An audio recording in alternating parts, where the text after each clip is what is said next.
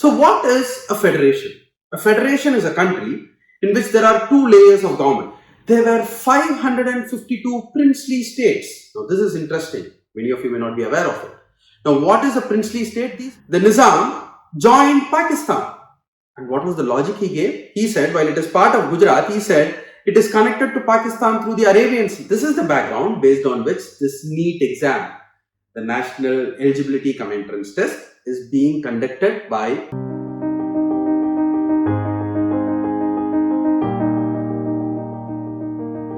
Hi friends, welcome. Rangarajan here. So we all know the NEET exam is going to happen tomorrow, which is September 13th. I wanted to give you some basic details about that exam. But before that, I want us all to understand what do you mean by a federation. So what is a federation? A federation is a country in which there are two layers of government. One at the center, which has its own powers derived from the Constitution. And then there are various state governments which also get their powers from a constitution. The oldest federation in the world is the United States of America. Way back in 1776, 13 states who were under the British colony, they fought for their independence. On July 4th, 1776, they came together and formed the federation called United States of America. And after that, states after states have joined the federation. As recently as in 1959, Hawaii and Alaska, two states had joined the USA. And today, we have USA, which is a federal country, which has 50 states in it. There are various federations in the world like Canada, Australia, Germany. Now, India is also a federal country. It is described as Union of States, but basically it is a federal country because we have a central government and we have various state governments. So, India actually became a federation way back in 1935 under the Government of India Act 1935. We were under the British rule at that point of time, but there were provinces which became a federation with the federal government or the central government at that point of time. Now, what do you mean by provinces? Today, we call them as states. Andhra, Karnataka, Gujarat, Kerala, Tamil Nadu. So earlier, before independence, they were called as provinces. Of course, they were much larger in size. There were totally 17 provinces at the time of independence. 11 of those provinces were with India. 3 of them went to Pakistan and 3 more were divided between India and Pakistan. But apart from these provinces, which became a federation with the central government way back in 1935 itself, there were 552 princely states. Now this is interesting. Many of you may not be aware of it. Now what is a princely state? These were small kingdoms which were ruled by princes. And kings, princes as they were called by the British. And they had their own autonomy while being under the British rule before independence. And 549 out of these 552 princely states joined the Indian Federation at the time of independence itself on August 15th. But there were 3 princely states which joined subsequently. The first of those states is Jammu and Kashmir. It did not join. Raja Hari Singh was the king of Jammu and Kashmir princely state. He did not accede to India or he did not join India or Pakistan in August 1947. But later in October 1947, when there was an attack from the Pakistani side, he joined the Indian Union. The second one out of these 3 is very interesting, which is the princely state of Junagadh, which was ruled by Nizam. And in September 1947, interestingly, the Nizam joined Pakistan. And what was the logic he gave? He said, while it is part of Gujarat, he said, it is connected to Pakistan through the Arabian Sea. Strange logic, isn't it? But finally, in February 1948, there was a plebiscite. What do you mean by a plebiscite?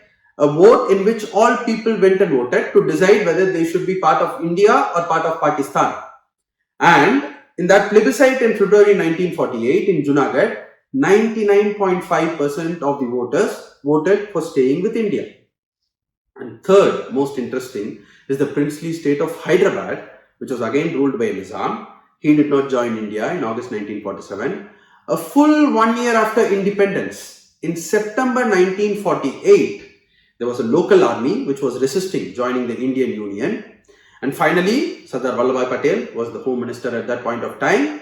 He sent in the armed forces of India into Hyderabad. And after 5 days of operation, Hyderabad was annexed with India.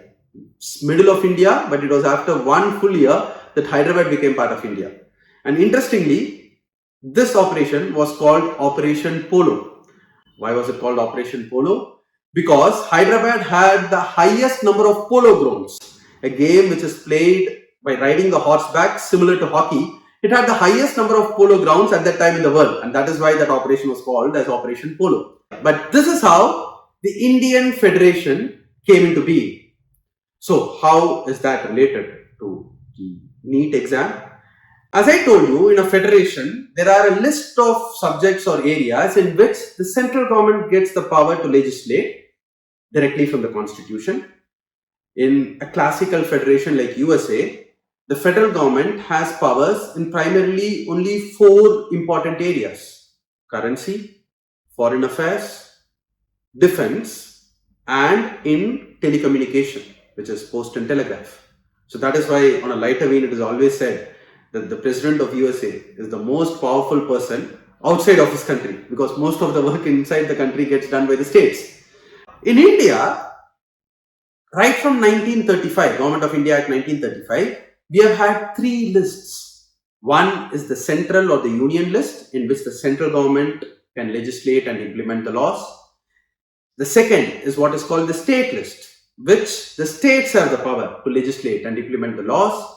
And the third one is called the concurrent list, in which both the center and the states can make laws, but ultimately it is the central law which will prevail if there is a conflict. Education as an entry, as a subject, was in the state list before independence and the Government of India Act 1935.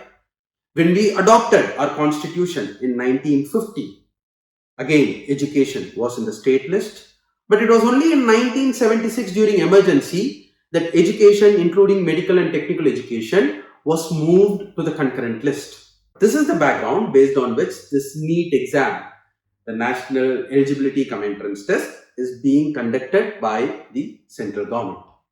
So this was originally announced in 2012, first conducted in 2013. The Supreme Court thereafter banned this exam.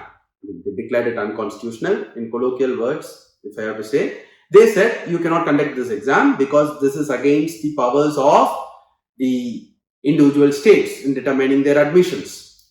But subsequently, the same Supreme Court in April 2016 reversed its decision and said NEET has to be compulsory for admissions to all medical and dental courses in India. And then it has again started from the year 2017. Now, this is an exam for which the minimum age requirement is 17 years of age. You should have completed 17 by December in the year in which you are taking the exam. There is no upper age limit as of now because it is subject to a Supreme Court judgment. There was earlier number of attempts which was restricted to 3, but now that has been lifted. So a person can write NEET how many ever times they want. And this is the common entrance exam which is used for admissions for medical and dental courses across the country. So I hope you found this video useful. You understood what do you mean by a federation, how did the Indian Federation come into existence, how NEET exam is conducted, what are the basic details about NEET, and how it is closely linked to the idea of the federal setup in the country. I'll see you again with more videos on GST and NEP and language policy, which is also closely linked to the federal setup in our country. Thanks for watching. Please do like, share and subscribe. I'll see you soon again next Saturday at 6 p.m. Thank you.